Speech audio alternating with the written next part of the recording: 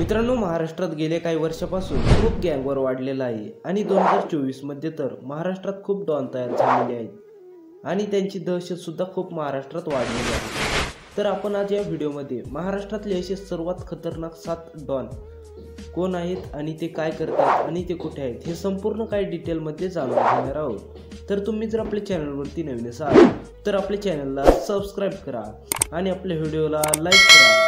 चला तर न वेळ गमवता व्हिडिओला सुरुवात करूया। तर नंबर 7 वरती आहे गजानन तौर। मित्रांनो, गजानन तौरला महाराष्ट्रात कोण ओळखत नाही। त्याला जालन्यातला किंग मानलं जायचं, पण हे नाव 11 डिसेंबर 2023 रोजी पोचलं गेलं।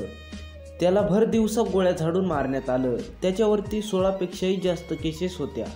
तो काही दिवस जेलमध्ये सुद्धा राहिलेला होता। त्याला मारणारा आरोपी 3.5 महिने गायब होता आणि स्वतःचं नाव बदलून पंजाबमध्ये राहत होता, पण पोलिसांनी त्याचा शोध घेऊन त्याला अटक केलं। नंबर 6 वरती आहे तानाजी भाऊ जाधव। मित्रांनो, संपूर्ण महाराष्ट्रात टायगर ग्रुपचं नाव तुम्ही ऐकलंच असेल, तर हा ग्रुप तानाजी भाऊ जाधव यांचाच आहे। तानाजी भाऊ जाधव यांची आज महाराष्ट्रात एक वेगळीच फॅन फॉलोइंग आहे। त्यांचा जन्म हा 2 नोव्हेंबर 1986 मध्ये सोलापूर जिल्ह्यातील करमाळा या गावात झाला होता। तानाजी जाधवला लहानपणापासूनच पैलवानकीमध्ये खूप आवड होती, कारण त्यांच्या आसपासचं वातावरण हे पैलवानकीचं होतं आणि आज गडी संपूर्ण महाराष्ट्रावर राज्य करतो। तर नंबर 5 वरती आहे सनी वाकचौरे। मित्रांनो, या 2 भावांना तुम्ही कुठं ना कुठं तरी पाहिलंच असेल। हे पुण्यातील फेमस गोल्डमॅन आहेत। यांना संपूर्ण महाराष्ट्रात नाही तर संपूर्ण देशात ओळखलं जातं। सनी वाकचौरे हा रोज 7 ते 8 किलो सोनं घालतो। त्याला सोन्याची खूप आवड आहे।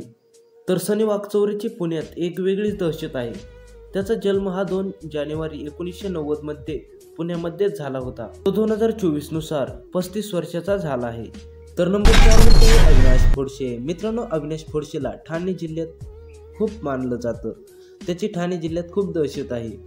मित्रांनो, सुजित ढोले आणि अविनाश फोडसे हे खूप जवळचे फ्रेंड होते, पण त्यांच्यात भांडण झाल्यानंतर अविनाश फोडसे हा वेगळा झाला आणि तिथून तो खूप चर्चेत आला।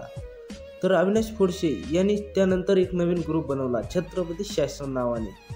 नंबर 3 वरती आहे शरद मोहोळ। मित्रांनो, शरद मोहोळ हा संदीप मोहोळचा अगदी जवळचा दोस्त होता।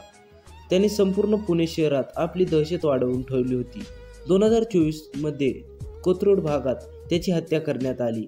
त्याचं कारण 10 वर्षापूर्वी झालेलं भांडण ठरलं।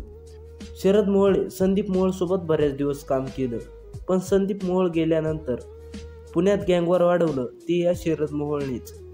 मित्रांनो, शरद मोहोळवरती मुळशी पॅटर्न हा चित्रपट सुद्धा काढण्यात आला होता। तर नंबर 2 वरती आहे सुजित ढोले। मित्रांनो, सुजित ढोले म्हणजे पप्प्या भाई हा देवा ग्रुपचा अध्यक्ष आहे। देवा ग्रुप हा महाराष्ट्रातला खूप मोठा ग्रुप आहे। सुजित ढोले याची ठाणे, पालघर, नाशिक या जिल्ह्यात खूप दहशत आहे आणि त्याची त्या जिल्ह्यात फॅन फॉलोइंग सुद्धा खूप आहे। सुजित ढोलेने अविनाश फोडसे सोबत भांडण केल्यावरून ते दोघे वेगळे झाले आणि अविनाश फोडसेने आपला वेगळा ग्रुप बनवला। तर नंबर 1 वरती आहे बीड जिल्ह्यातले आत्ताचे सर्वात फेमस नाव आणि धनंजय मुंडेचे राईट हँड म्हणून असणारे वाल्मिक अण्णा कराड। मित्रांनो, वाल्मिक अण्णा हे या वर्षी लोकसभा निवडणुकीपासून खूप चर्चेत आले आहेत। वाल्मिक अण्णाच्या नावाने संपूर्ण परळीच नाही तर संपूर्ण जिल्हा हादरतो। त्यांच्यावरती 25 वर्षाची असतानाच केस पडली होती आणि आता ते वाल्मिक अण्णा महाराष्ट्रातले सर्वात मोठे डॉन बनलेले आहेत।